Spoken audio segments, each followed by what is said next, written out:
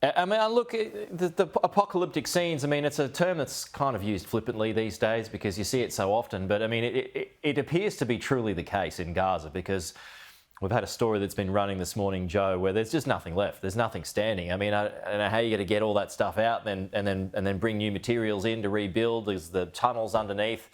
Hamas is not going to want to give up control either. I mean, let's be honest. It's going to be involved in some capacity moving forward, isn't it?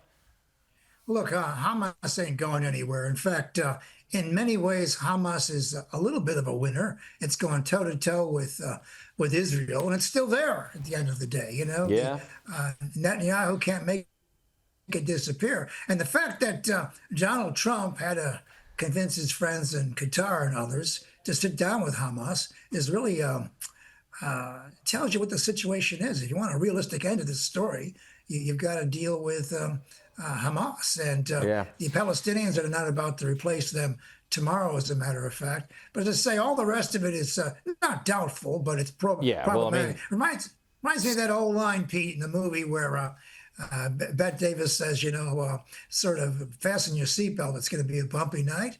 I mean, from here on in, we don't know what's going to happen. Well, that leads me to my next question because I spoke to Michael Blair, our US analyst, a little earlier, and he said I stepped on a landmine when I referred to the fact that there's going to be a whole pile of money that goes into the Middle East now as everyone tries to do good and help rebuild Gaza. But usually when it comes to the Middle East and a pile of money, it involves corruption to varying degrees. I mean, how are you going to monitor all of that?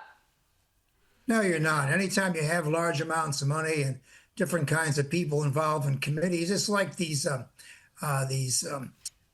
ways of, almost all the international organizations associated with the UN, when they give out money, a lot of it is corrupted along the way, so you don't know what's going to happen. But look, I know the American people are not about to write the check. I mean, the Australians are not going to write the check. I mean, who's going to write the check for this? I mean, Gaza, you're right, it's a parking lot. It has to be rebuilt from the bottom up. It's got to feed people. It's got to house people, educate people, and all the rest of it. So, it's almost impossible for all that money to pour in there without something draining away. And we know what's going to happen.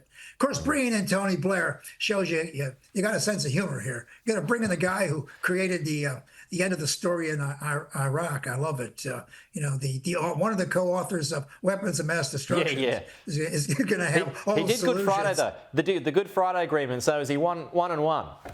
No, he's 1-1. Look, I like Tony Blair. He's got a good mind. He's got he had a little too much of an attachment to George W. Bush's analysis about analysis. Look, I think he's a great fellow, and he's almost an intellectual by Trump administration standards. He may overthink it a little bit, and he may have to trust the Palestinians. But I'm sure the Hamas doesn't really want to see Tony Blair or any of those guys. Still looking for those WMDs. But anyway, Joe, good to see you. Thank you.